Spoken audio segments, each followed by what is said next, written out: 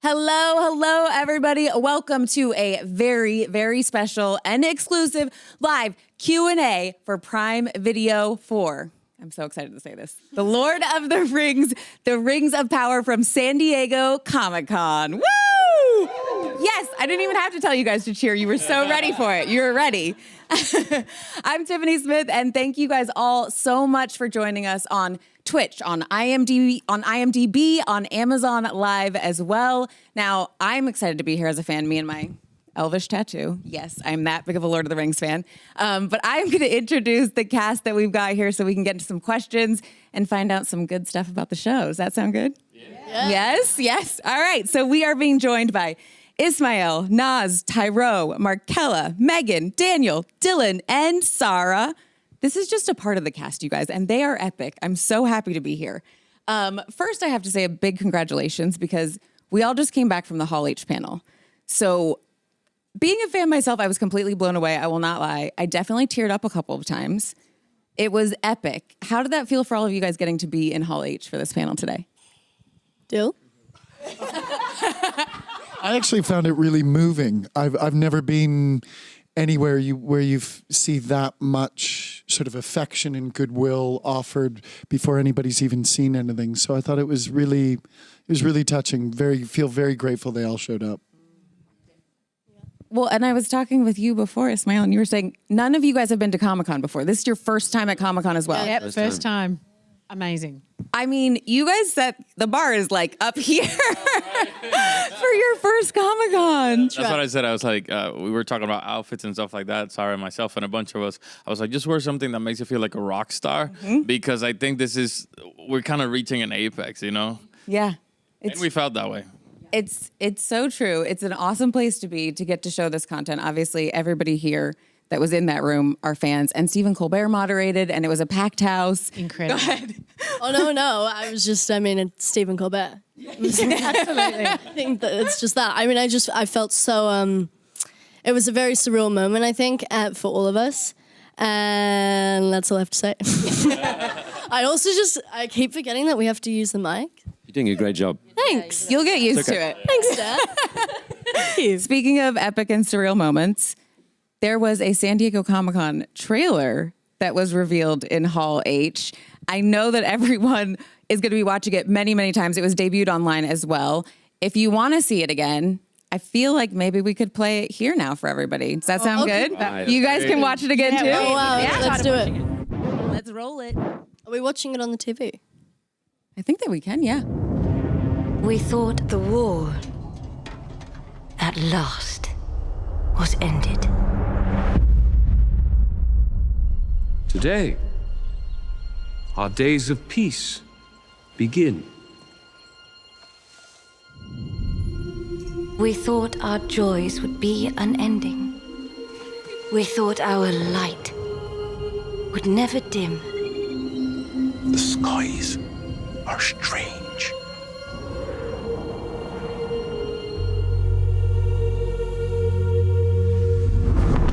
It is here, Galadriel.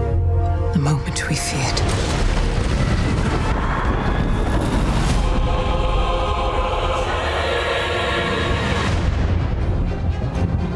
Evil does not sleep. It waits. Beyond the darkness, tempting shadow to bury us all beneath the mountain. He has not one name, but many.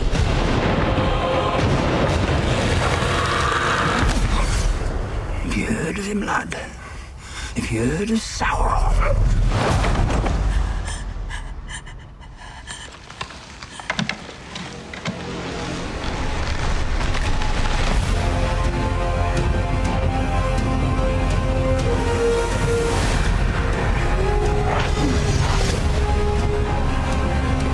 If the evil rising is left unchecked, it will take us all.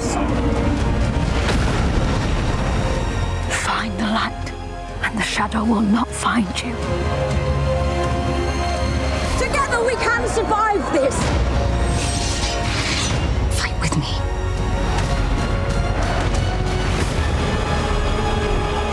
Each of us must decide who we shall be.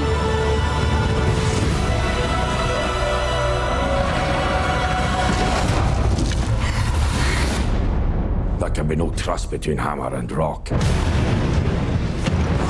Eventually, one or the other must surely break.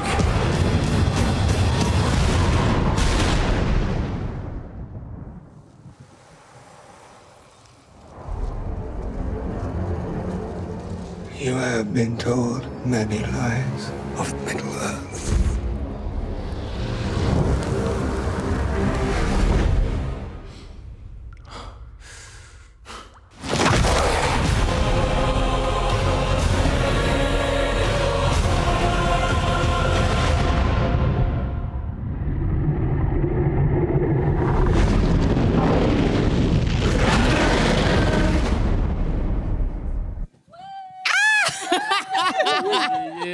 Never gets old. It's like watching it in Hall H and then seeing it again. I know that fans online are going to be picking apart every single moment, every single frame, every single line. Were there any moments watching it this time where you guys are like blown away just getting to see it come together like that? All of it. All of it. There are so many moments that are like, I think especially like with the music as well, just like all of there's so many punches and it's just so exciting. And yeah, I mean, there's so many more in the show as well. So it's going to be cool to see everything come together.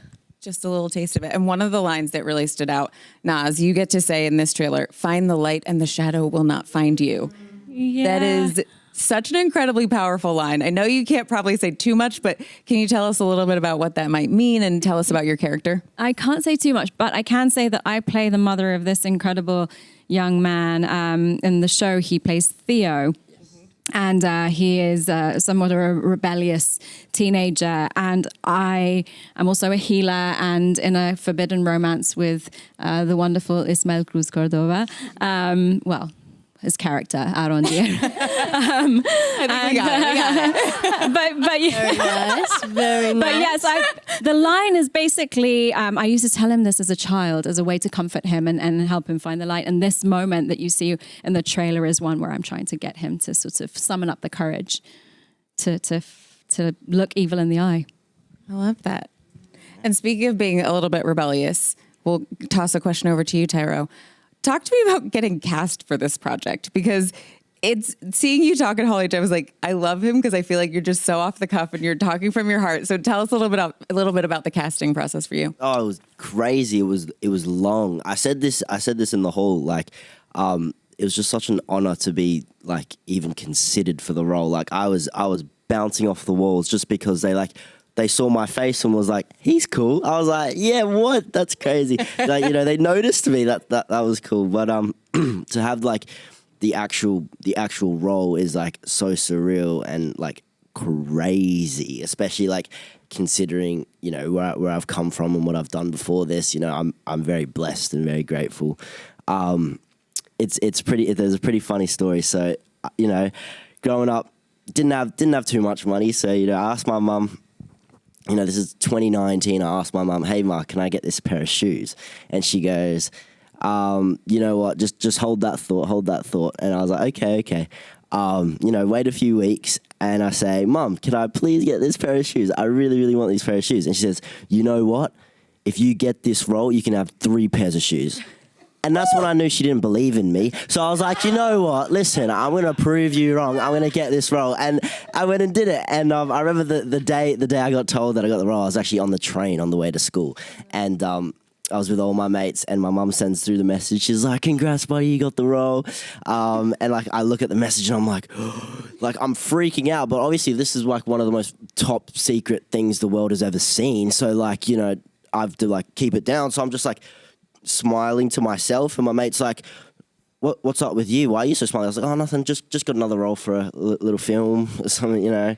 And then I was like, by the way, if I was to get 3 pairs of shoes, what shoes should I get? So I you know, sat with my mate on the bus and on the train for like 20 minutes, like deciding exactly what pairs I was gonna get. And I sent those photos straight to Mum, and she stuck to her word. I've got every single pair of those. Listen, I think it meant that she did believe in you, because she's like, if he gets this job, these shoes will be fine. He can wear them on set. He's going to need some new shoes to go there anyway. So she totally believed in you. Hey, let's be honest, Tara. Yeah, definitely she did. I love that story. Love my mom. Shout out, mom. Love you.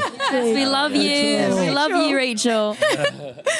Ismail, we'll hop over here while you're watching that trailer. There was a couple moments where you're like, I could see you geeking out about getting to see yourself doing some of the stunts and stuff. You look incredible in what we've seen so far. Talk to us about the training process. The training process was, crucial, pivotal for my role. It was at the center of it. He's a character that traverses and has quite the journey and a movement through the whole series. And for me, it was very important since we were creating something new to honor that and honor that opportunity and honor the opportunity also as, you can see here, it's a very diverse cast and a lot of us are firsts, so I took that to heart. I wanted to bring a little bit, a lot of myself, and of my upbringing and also my heritage. My love for dance, all that stuff. So we put a bunch of martial arts together, gelled it with Afro-Brazilian martial arts, and created the original style. Many, many, many, many hours. I love it. I know there's going to be people who are like in my neighborhood during the pandemic. There were sword fighting classes outside, so I can't wait to see classes teaching your Elvish style of fighting because I know they're going to happen. Like an aerobics kind of thing. Sign me up. Sign me up. Can I just say, he did really work so hard. We never saw him. Even the what you see on screen is in the trailer is honestly such a teaser. He was so committed. He was always in the stunt gym. Yeah. Always. I would ask him to dinner and he's like, I'm sorry, baby, I'm just really, really tired. Yeah. He was exhausted by the end of the day. Yeah. Just so brilliant. And that just made you all feel that much more excited about the roles that you booked, right? In fairness, I think everybody worked super hard. But this one, the stunts, oh my gosh. Yeah. And speaking of the two of you guys hopping in here, Markella and Megan, can you guys talk to us a little bit about playing Harfoots and what can you tell us about them? That's it right there. All right. I feel like that's the energy. That's my answer. What can I say? Well, I guess so. Yeah, we play Harfoots. I play Nori, and she's a very resolute, inquisitive, curious Harfoot, and she kind of leads with the idea that a fear of risk can be greater than the risk itself, and sometimes you just need to take it. And she, she's a risk taker. She wants to believe that you can find solutions through risk taking, and she's an empath. She's playful. She's very frustrating for a lot of people, for a lot of beings, and her family. But ultimately, she leads with love, and she just wants everyone to do the same. She wants to subvert Harfoot tradition. And I play Poppy Proudfellow, who is best friends with Nori. They're definitely the yin to each other's yang, I think. So, yeah, Poppy is definitely more cautious of the two and sort of tries to rein Nori in. So, yeah, if, Nori wants to go and do something, Poppy's kind of like, no, I don't think you should do that. And then Nori does it anyway. And then Poppy goes along with her. And then that's like the series, I think. 5 seasons. Yeah. I just told you just that. But the Harfoots we are like a migratory community. We have these carts that are their homes. Which, like the crew built such an incredible set. And we literally carried them. So they carry their homes on their backs. Yeah. There's a lot of, they're survivors. And there's a lot of sort of depth and dark qualities within them that they've had to hold because they live in the wild and they migrate through the seasons, so they have to constantly be looking over their shoulders. But with that, there is also so much joy and song and dance and celebration and trust. Trust. They have to trust each other. It's like a wheel of home. If someone leaves the wheel, it'll fall flat, and that's what they're constantly kind of battling with. And Sarah and Dylan can speak to that as well. Yeah, well, I was going to jump over to you, Dylan, to talk a little bit about just the filming process, because how did you guys shoot stuff where it's, there's smaller people in this big world? Talk a little bit about what that was like on set for you guys. I think that was the part I was most excited about, was just sort of how do you do this? And wonderfully, they said we're going back to the original 3 films and we're going to try to do it all in camera with as many little tricks. The Harfoots love blackberries. So the blackberries we ate were sort of the size of my fist to make us look small. Yeah. And my big thing, I think, because I was one of the bigger Harfeet, so they gave me a giant rabbit. Also, thank you for telling us what the plural. I think it's Harfeet. The plural is actually Harfoot. It's Harfoot. Harfoot is. Harfoot is. The women, we could see all of us just going, I felt it. I was like, Dale, you got that wrong. You got that wrong. That's family. That's family. This is life imitating art. I'm not sure where we're at anymore with it. But yeah, they gave me a giant rabbit, which is a breed of rabbit that comes from, I think, Netherlands maybe, and it was a giant rabbit, like giant, terrifying rabbit. Makes you think, it looks at you very hungrily, and you think you could actually eat my head in weight in food every second of the day. So anyway, once I got over the sheer fear of it, I started to, and I couldn't understand it because I was like, why do I have a giant rabbit? Oh, I was like, I couldn't understand it. I was like, you couldn't understand the rabbit? Yeah. What? Yeah, not the brightest Harfoot, really. But yeah, it was through lots of tricks like that. Big. Any of the other ones? Can you think of? I was actually also thinking about the carts, because the carts, they did some tricks with the carts. And so there were different sizes of carts, for example. Mm-hmm. But they were so intricate and so beautifully made. Like inside the carts were our homes. Like they had all this stuff. But sometimes we had to pull these carts. And I remember one particular day, I won't say what was said on the day, but pulling a cart up a hill in the South Island. And to put it, to say there was some swearing is to put it mildly, because it was a day where, do you remember that? We just had to run up this hill. I will never forget. Oh my goodness! But it looks incredible because it's all real. It's not CGI. It's not green screen. Yeah. We're really doing it, and it was incredible. Such a gift that they did that for us as actors. Tried as much as possible to make it practical. Yeah. And things that we actually tangibly had to work with. Yeah. It was just gold, and they did become our homes, and we got very strong too. Yeah. And honestly, like those are the moments, like being a Lord of the Rings fan, I watched the extended editions, I watched all the end credit stuff, the extra stuff where it's the funny moments where people go kind of out of character, or you get to see what it was actually like. Those are the moments where everyone watches it back and they're like, that scene where they were pulling the wagons, you remember they were cursing? Like that's what the fans are going to want to see and eat up. So thank you for sharing that little tidbit. I'm going to go to someone who I don't think can share too many tidbits with us, but I'm going to try. Daniel. Your character is very mysterious. There are a lot of theories online. What can you tell us about the stranger? What's online? Tell me what you've heard. I mean, I'm not going to say any of the theories. Okay, fine. I'll leave that to you. The character was really enjoyable to play. I had everything that I needed, every day to feel like I could truthfully try and play the character. But you're right. There's a whole heap of mystery, and I think JD and Patrick have written these scripts and this season 1 with such an expert hand. They've created this sort of masterpiece of storytelling, whereby for this character in particular, everybody's going to have to watch to learn what happens. Who he is, where he's, what he's bringing to the table, what his intentions are. I mean, I can tell you that I think I felt that I was able to play. He had a really deep source of purpose. That was the thing that I was able to follow. There's something very sort of primal in him that is a need that he follows. And I think, that was the building block for me.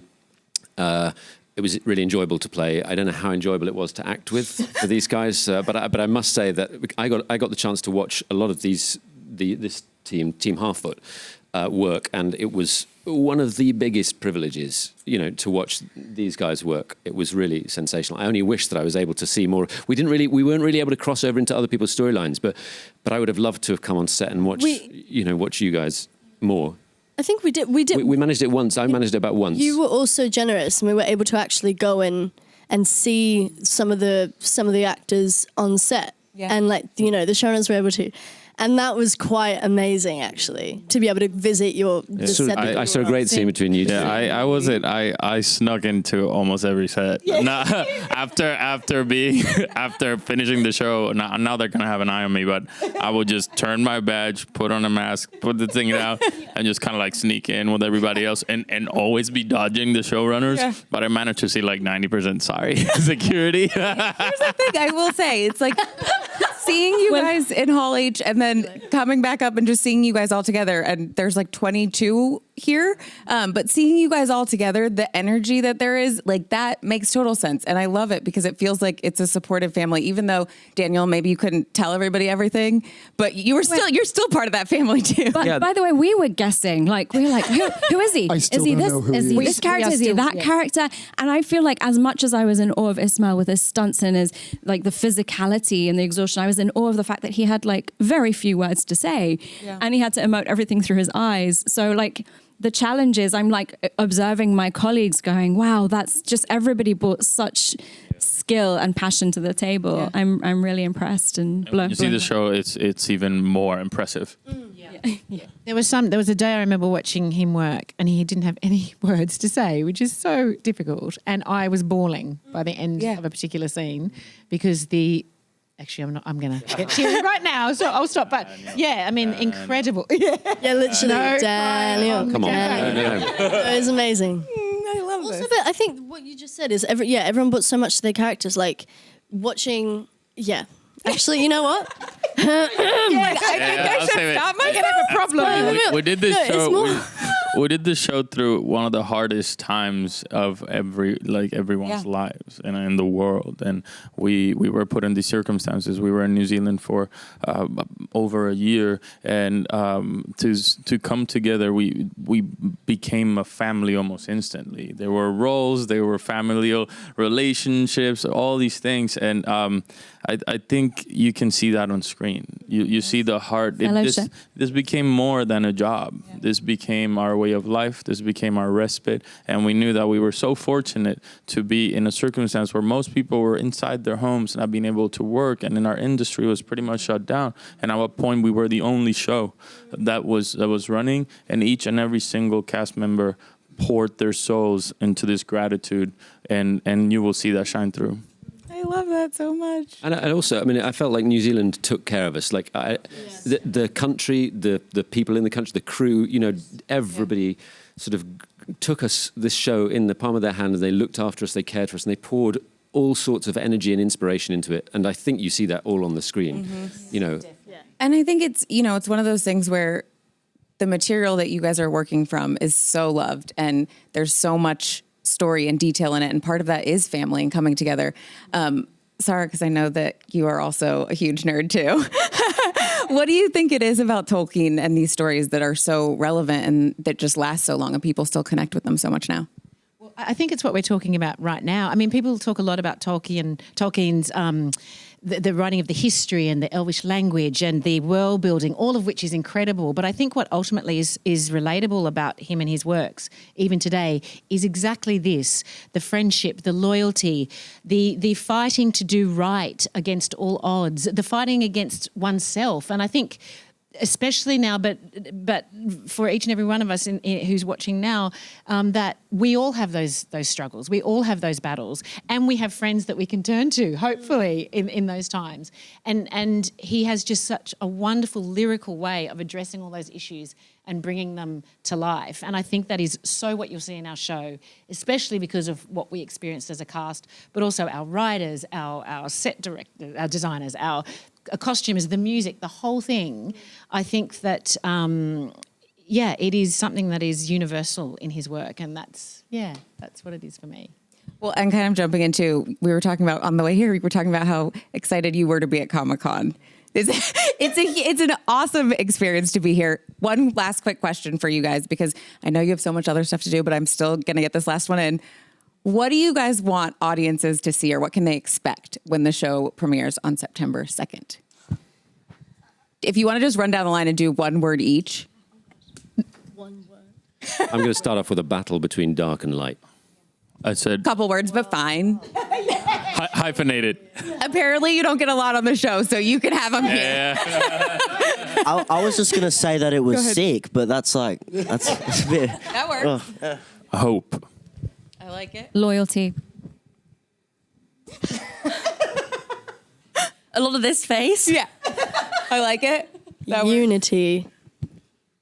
I was going to say the fragility of the heart, preserving the fragility of the heart. He had time to think of that answer. Wonder. Amazing. It's exciting. You're gonna see So like exciting. themes. I'm just so excited for people to see that.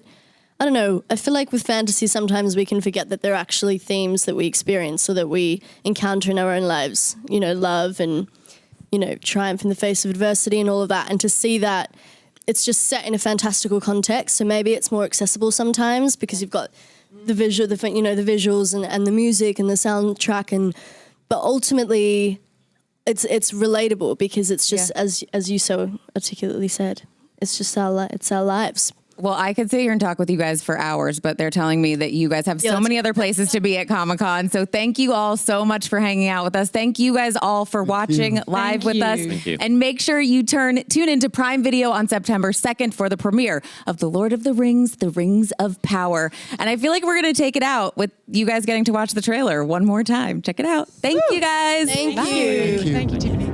We thought the war, at last, was ended. Today, our days of peace begin. We thought our joys would be unending. We thought our light would never dim. The skies are strange.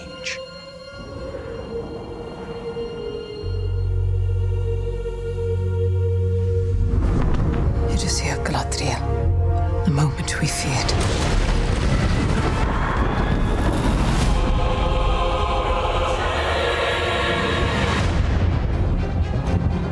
Evil does not sleep. It waits. Beyond the darkness, tempting shadow to bury us all beneath the mountain. He has not one name, but many.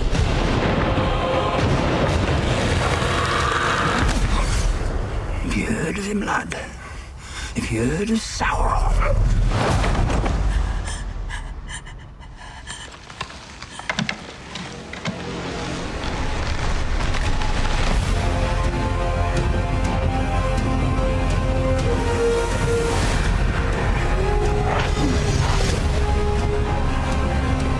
If the evil rising is left unchecked, it will take us all. Find the light, and the shadow will not find you. Together we can survive this! Fight with me.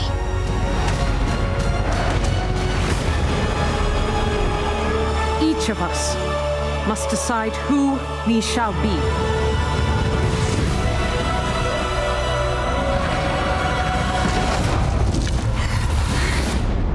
There can be no trust between hammer and rock. Eventually, one or the other must surely break.